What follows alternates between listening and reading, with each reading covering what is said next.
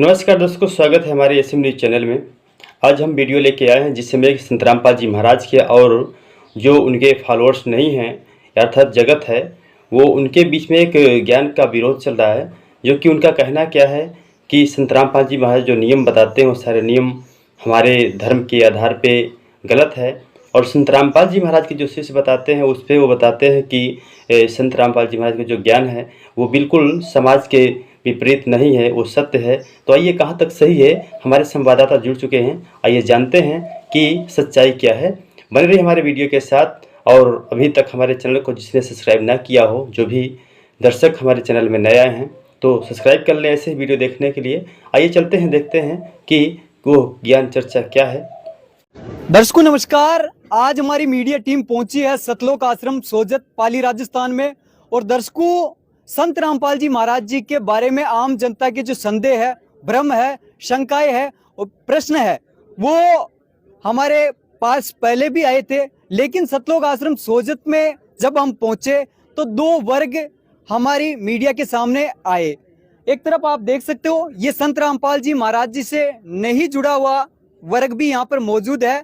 और दर्शकों, इस तरफ आप देख सकते हो, यह संत रामपाल जी महाराज जी के जो अनुयायी है वो भी यहाँ पर उपस्थित है। दर्शकों, बहुत सी जो शंकाएं हैं संत रामपाल जी महाराज जी के ज्ञान के बारे में, मिशन के बारे में, भक्ति के बारे में, वो बार बार सामने आती है। तो संत रामपाल जी महाराज जी से नहीं जुड़ने वाले लोगों का क्या प्रश्न है, आइए जानते हैं। तो दर्शकों, पहला जो प्रश्न है इस वर्ग से कौन करेगा, तो जानेंगे हम। पहला जो प्रश्न है वो कौन करेगा? हाँ जी, बताइए क्या प्रश्न है आपका? मेरे संत रामपाल जी महाराज जी के भक्तों से ये प्रश्न है कि संत रामपाल जी महाराज और ये भक्त ऐसा कौन सा कैसा समाज तैयार करना चाह रहे हैं। किसी की मृत्यु होती है तो उसके कंधे तक नहीं देते हैं, उसको लकड़ी तक नहीं देते हैं, उसका गंगा द्वार तक, उसका मोक्ष तक नहीं करवाते। ये सारे भूत बना देंगे, सब पूरी समाज को बर्बाद कर रहे हैं संत रामपाल जी। सबको भूत बना देंगे, बर्बाद कर देंगे। इसका उत्तर संत रामपाल जी महाराज जी के अनुयायी में से कौन देगा?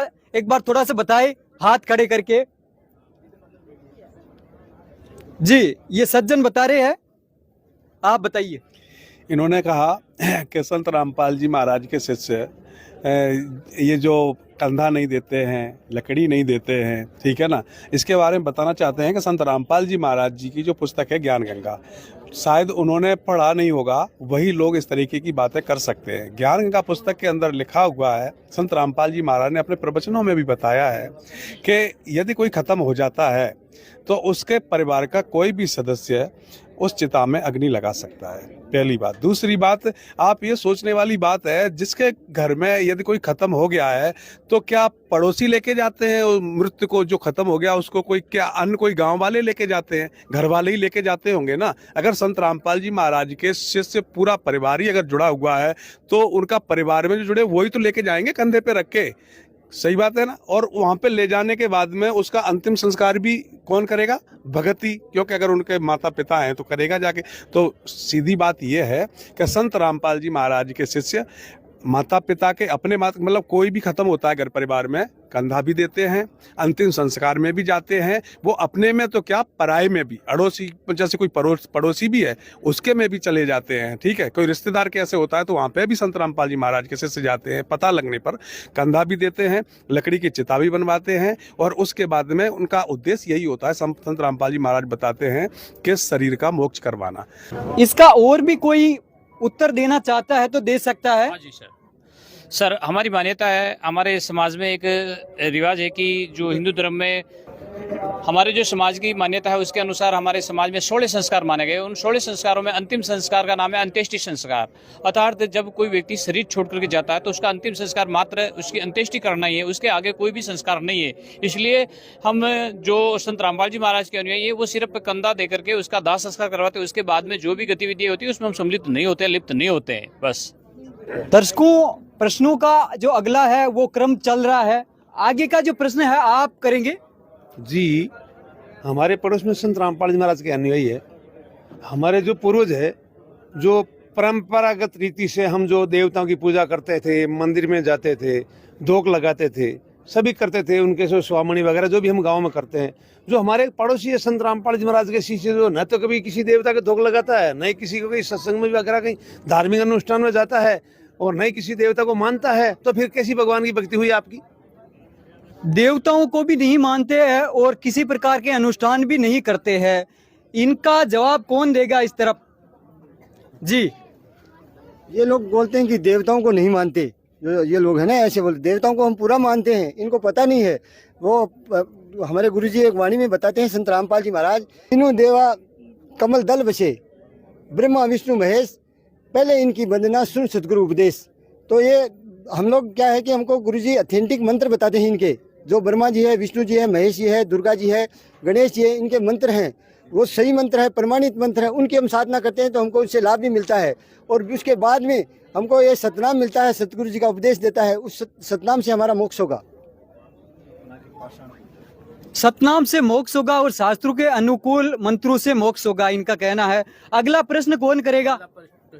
जी जी, मेरा प्रश्न ये संत रामपाल जी महाराज के अनुयायियों से ये है कि जो महिला अनुयायी है खासकर, उनका जितना भी जो श्रृंगार करती हैं महिलाएं, वो सब छुड़वाते हैं संत रामपाल जी महाराज, ऐसा क्यों? महिलाओं का श्रृंगार भी संत रामपाल जी महाराज जी छुड़वा रहे हैं, ऐसा क्यों? तो इनका उत्तर भी इस तरफ महिला वर्ग से ही जानने की कोशिश करेंगे, इसका उत्तर आप बताएंगे। संत रामपाल जी महाराज जी जो है उन्होंने बताया है कि मनुष्य जन्म जो है वो हमें भक्ति करने के लिए मिलता है, न कि हमें व्यर्थ के कोई भी श्रृंगार करने के लिए मिलता है।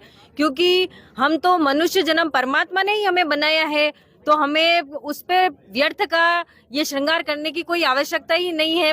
क्योंकि मनुष्य जन्म हमें बार बार नहीं मिलता है, मनुष्य जन्म सिर्फ एक बार मिलता है, वो भी भक्ति करने के लिए मिलता है। और अगर हम व्यर्थ के श्रृंगार और आडंबर में उलझ जाएंगे तो हम इस मनुष्य जन्म को खो देंगे, ये मनुष्य जन्म हमें दोबारा नहीं मिलेगा। इसलिए संत रामपाल जी महाराज हमें शास्त्र के अनुसार भक्ति साधना कराकर हमारा मोक्ष करवाना चाहते हैं, और इसीलिए वो हमें इन श्रृंगार और इन चीजों के बारे में बताते हैं। और हम जो भक्ति साधना संत रामपाल जी महाराज जी ने बताई है, उसके आधार पर हम पहचान चुके हैं कि ये सब व्यर्थ की चीजें हैं, इसकी हमें कोई जरूरत ही नहीं है, क्योंकि हमें सिर्फ भक्ति करके और हमें मोक्ष प्राप्त करना है।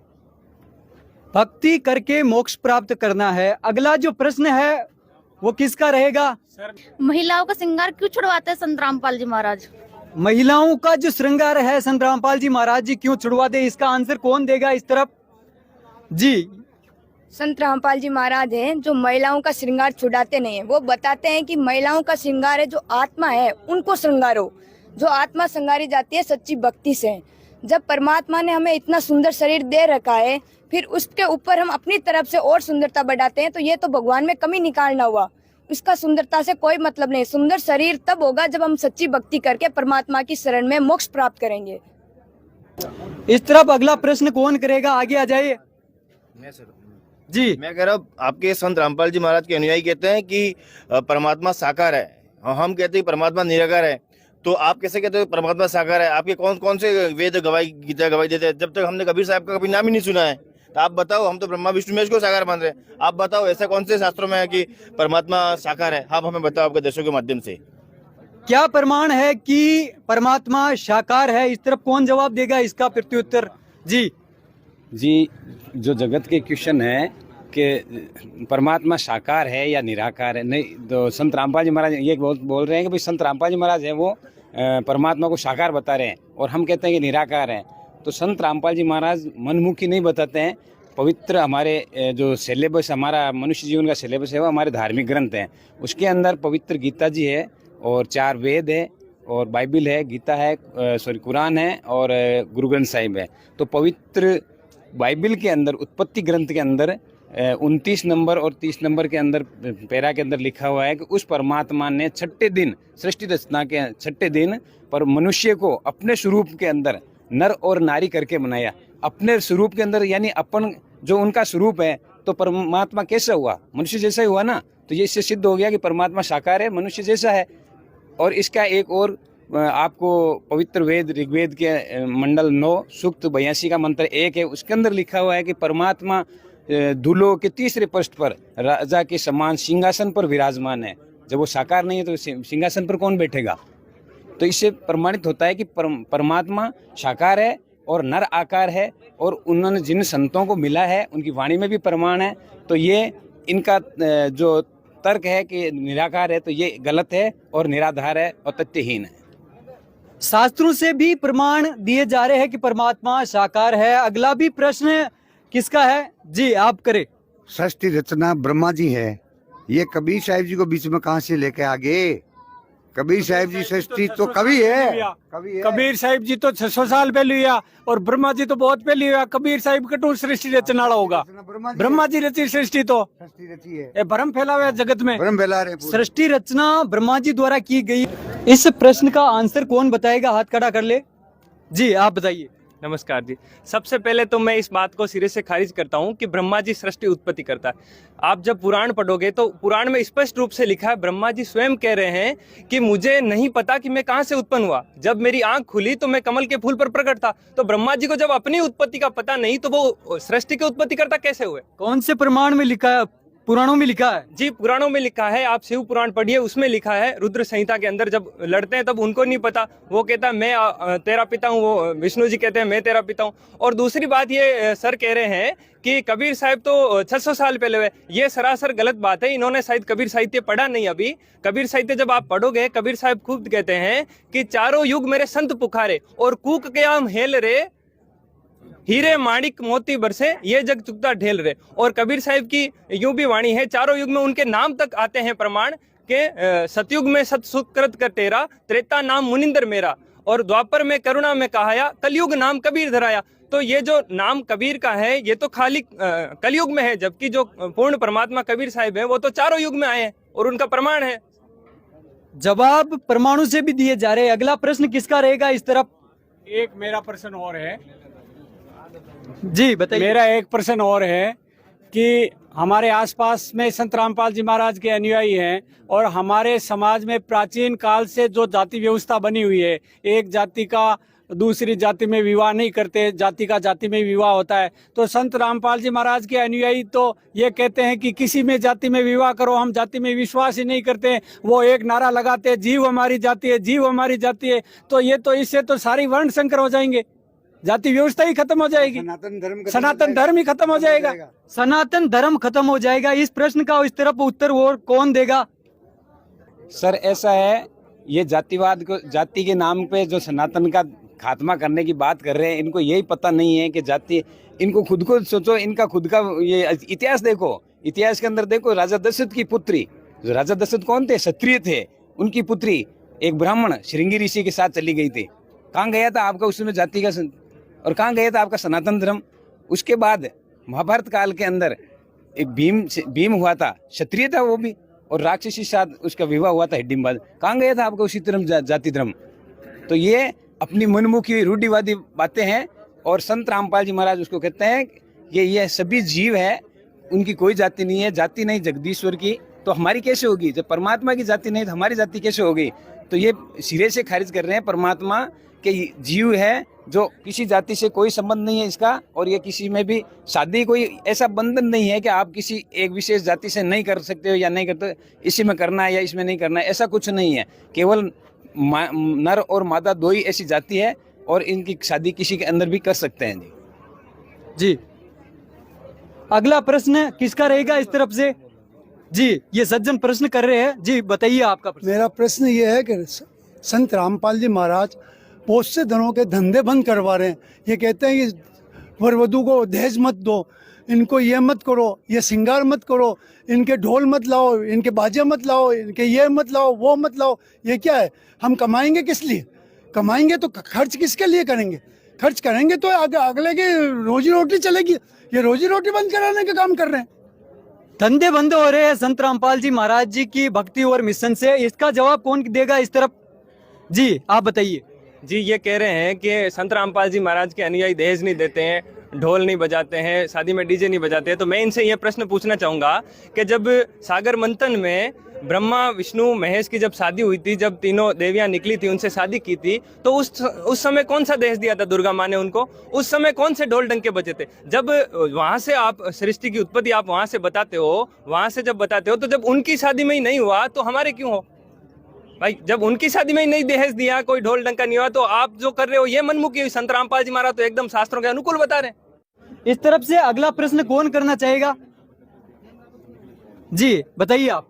जी, ये संत रामपाल जी महाराज के जो अनुयायी हैं, जो बार बार अपने गुरु श्री रामपाल जी महाराज जी के बारे में बताना चाहते हैं, ये गुरु जी है, ये गुरु जी ऐसे बता रहे हैं, गुरु जी ऐसे बता रहे हैं, तो फिर आखिर हमको ये बताइए, आखिर गुरु की जरूरत क्यों पड़ती है और कौन सच्चा गुरु है और किसकी शरण में हम जाए? सच्चा गुरु कौन है और गुरु की जरूरत क्या है? इस तरफ कौन जवाब दे रहा है इनका? जी आप बताइए। सर, संत गरीबदास जी महाराज जी ने बताया है कि गुरु वो होता है जो 4 वेद से शास्त्र के 18 बोध, यानी जो 4 शास्त्र हैं, 18 पुराण हैं, और जो वेद हैं और जो पुराण, इन सब का जो सार बताता है वो सच्चा गुरु होता है। तो संत रामपाल जी महाराज आज जो सत्संग करते हैं उसमें सारे वेद, सारे शास्त्र, सभी धर्मों के वेद, बाइबल, कुरान सबको खोल करके बता रहे हैं और उनका सार बता करके बता दिया है कि कबीर ही सबका मालिक है, कबीर ही परमात्मा है। इसलिए जिन्होंने परमात्मा के बारे में जानकारी दी वही पूरा संत है, वही वास्तविक सच्चा संत है। और दूसरा कोई संत एक समय में एक ही संत होता है, दूसरा संत हो ही नहीं सकता है। इसलिए हमने संत रामपाल जी महाराज के जो सत्संग है उनको आधार मान करके ये मान लिया है कि संत रामपाल जी महाराज ही समय वर्तमान में धरती पर पूर्ण अवतार और पूर्ण संत है। किसी के प्रश्न हो तो कर सकते हैं जी। जो आज तक ये भगवान है ब्रह्मा विष्णु महेश, इनको तो ये संत रामपाल जी के भगत मान ही नहीं रहे, यही है भगवान आज तक। और ये जो कवि बता रही है भारत के इतिहास में पूरा में आज तक, हर कवि को ये भगवान कबीर साहब को भगवान बता रहे हैं, या सरासर गलत कर रही है, पूरी एंजॉय कर रहे हैं पूरी देश की जनता के सामने। कैसे हम स्वीकार करेंगे इस बात को? कवि बताया जा रहा है कबीर जी को, इस पर भी किसी के प्रमाण हो, कुछ उत्तर हो तो बता सकते हैं जी। बताइए आप।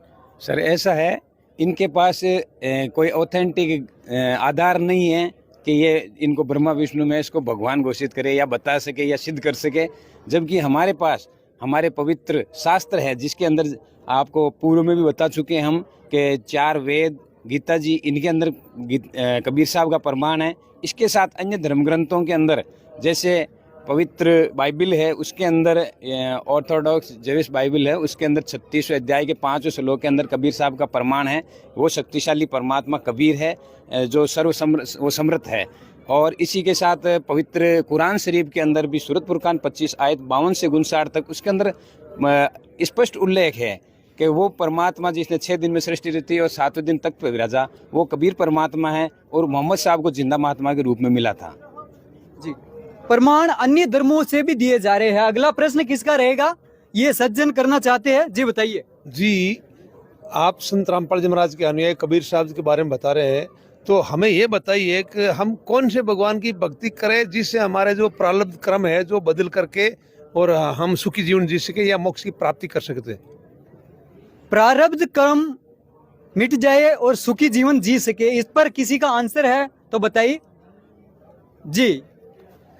इनका जो प्रश्न है उस प्रश्न के आधार पे इन्होंने जो प्रश्न बोला है कि भाई हम किस भगवान की भक्ति करें, किस भगवान की भक्ति करें, तो सबसे पहले पवित्र गीता जी में कहा है कि भगवान से पहले तो उसे ढूंढना पड़ेगा जो भगवान के बारे में बताए। तो बताया गया है गीता जी में अध्याय 15 श्लोक 1 से 4 तक, ऊर्ध्व मूलम अधः शाखम, संसार रूपी पीपल का वृक्ष जो उल्टा लटका हुआ है उसके जड़ से लेके पत्ते तक का जो ज्ञान बताएगा वो तत्वदर्शी संत होगा अर्जुन। तो उसकी शरण में जा, भली भांति दंडोत प्रणाम करके उनसे वो तत्व ज्ञान समझ, वो तत्व ज्ञान बताए, उस तत्व ज्ञान के आधार से चल तो तेरा मोक्ष हो जाएगा। ठीक है, तो वो पहले तो वो सतगुरु चाहिए, वो तत्वदर्शी संत चाहिए, वो बताएगा। फिर वो तत्वदर्शी संत बताता है, जैसे तत्वदर्शी संत के लक्षण होते हैं, सतगुरु के लक्षण कहूँ मधुरे बैन विनोद, 4 वेद 6 शास्त्र कहे 18 बोध।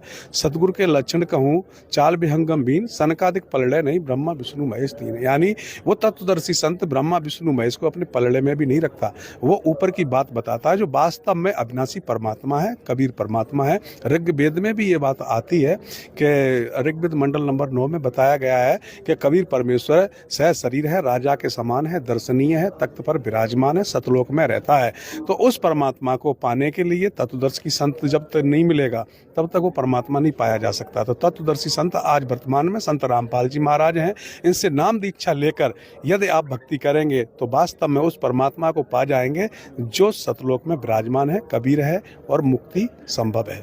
एक सज्जन इस तरफ भी और आंसर देना चाह रहे हैं, इनसे भी जानते हैं। जी बताइए सर, इनके अनुसार प्रारब्ध क्रम है जो हमारे मनुष्य के तब तक नहीं कटेंगे जब तक हम पूर्ण परमात्मा की शरण में नहीं जाएंगे। पवित्र यजुर्वेद के अध्याय 8 के श्लोक 13 के अंदर लिखा हुआ है कि मनुष्य के पूर्ण परमात्मा की शरण में जाता है तो उसके घोर से घोर पापों का भी नाश हो जाता है। नहीं, प्रारब्ध क्रम के जो उसके जो पाप क्रम है वो खत्म हो जाएंगे तो फिर अपना आप सुखी हो जाएगा वो। तो ये प्रमाण अपने पवित्र वेदों के अंदर है और इसकी जानकारी इनको नहीं है तो हम आपके चैनल के माध्यम से इनको करवाना चाहते हैं। प्रारब्ध क्रम को वेदों में लिखा गया है कि पूर्ण परमात्मा की भक्ति करने वाले उनके जो पाप है वो नाश हो जाते हैं, इनका कहना है। अगला जो प्रश्न है किसका रहेगा इस तरफ? जी आप बताइए। रामपाल जी महाराज के जो अनुयायी हैं वो त्यौहार भी नहीं मनाने देते हैं, न दीपावली मनाने देते हैं, न होली मनाने देते हैं, न रक्षाबंधन मनाने देते हैं। तो फिर हम हिंदुस्तान में रहकर हिंदू समाज का बखारा क्यों कर रहे हैं?